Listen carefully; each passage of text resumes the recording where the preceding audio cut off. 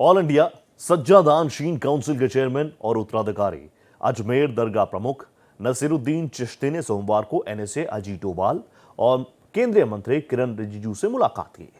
साथ ही चिश्ती ने वक्फ संशोधन बिल 2024 का समर्थन भी किया। इसी कड़ी में सहयोगी मोहित ने उनसे खास बातचीत की है, सुनिए।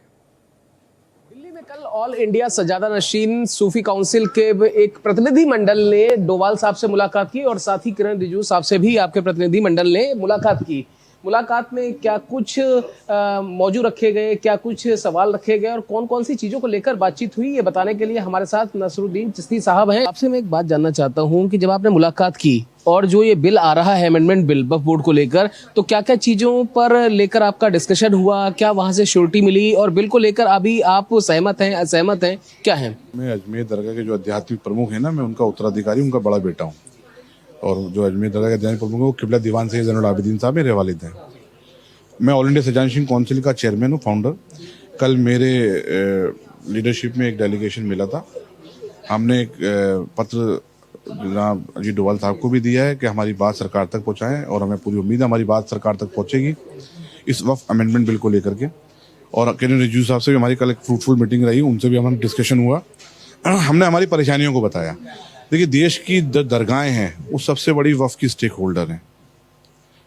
ज़्यादातर जितनी वक्फ की प्रॉपर्टी है वो दरगाहों से रिलेटेड है, और हम किसी एक ना एक तरीके से इसके विक्टिम रहे हैं।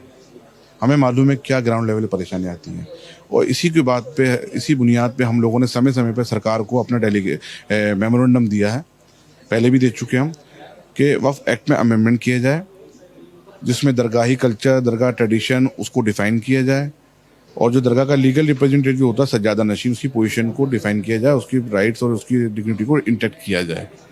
ठीक है, ये हम समय समय पे देते रहे। और हमारा कहना ये है कि दरगाह जो वक्फ बोर्ड की जो कार्यप्रणाली है उसमें ट्रांसपेरेंसी आना बहुत ज़रूरी है। उनको एक तरह से विलन के रूप में ला के बैठा दिया गया है। वो एक तरह से करप्शन होता है, आपको सबको मालूम है कहाँ क्या क्या होता है। और प्रॉपर्टी जो वक्फ कर दी जाती है अल्लाह की राह में, वो सिर्फ और सिर्फ उसकी इनकम और उसका इस्तेमाल फलाह बहबूदी के लिए होना चाहिए, और गरीब गुरबाओं के लिए होना चाहिए, और upliftment of the society specially for the minorities Muslim होना चाहिए। अगर हम सवाल ये पूछे कि मतलब आप बिल के समर्थन में हैं कि मुखालफत कर रहे हैं, क्या है? मैं तो देखिए, मैंने बिल पढ़ा नहीं, हमारी डिमांड थी और ये सरकार इसको पेश करी, हम इसका वेलकम कर रहे हैं, बिल्कुल खुले तौर पे वेलकम कर रहे हैं। और बाकी बिल हम पढ़ने के बाद में हमारे सजेशन सरकार को देंगे। हमें उम्मीद है कि ये बिल यदि सेलेक्ट कमेटी में जाता है तो हमारे को भी सुना जाएगा, हमारी बात को भी रखा जाएगा। आप समर्थन कर रहे हैं और वहीं दूसरी तरफ गौर फरमाने वाली बात यह है कि all India Muslim personal law board वो उसकी मुखालफत कर रहा है। वो कह रहे हैं साहब, इस बिल के बहाने आप लोगों की प्रॉपर्टी छीन लेंगे, जो वक्फ के पास संपत्तियां हैं उस पर डाका डालेंगे, और यही मंशा है सरकार की, इसलिए हम तो खुल के इसका विरोध कर रहे हैं। बिना बिल को पढ़े और बिना पूरी तस्दीक किए हम किसी पे इल्ज़ाम तराशी करें, वो मुनासिब नहीं है। अगर इस तरह के वो बयानात दे रहे हैं तो वो मुझे नहीं मालूम क्यों दे रहे हैं।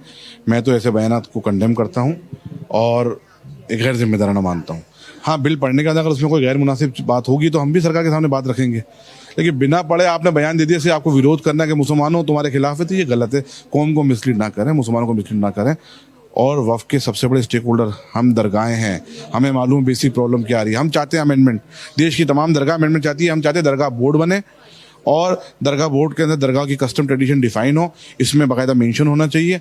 और सज्जादा नशीन जो हैं जगह जगह जब परेशान होते हैं स्पिरिचुअल लीडर्स, उनकी परेशानियों को दूर किया जाए। वक्फ बोर्ड जो हाकिम बन के बैठ गया है उसके अंदर रिवाइज होना बहुत ज़रूरी है। उनके पावर्स के बारे में भी बात करनी ज़रूरी है, और जो मेंबर्स बनते हैं उसमें सूफी रिप्रेजेंटेशन होना बहुत ज़रूरी है।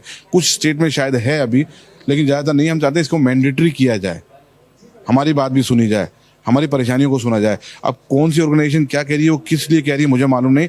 हम इसके स्टेक होल्डर हैं। पूरी कौम को, मुसलमानों को कहता है कि हम रिप्रेजेंट करते हैं, तो ये गलत है। हम दरगाहों को रिप्रेजेंट करते हैं, और दरगाहों से लाखों करोड़ों लोग जुड़े हुए हैं।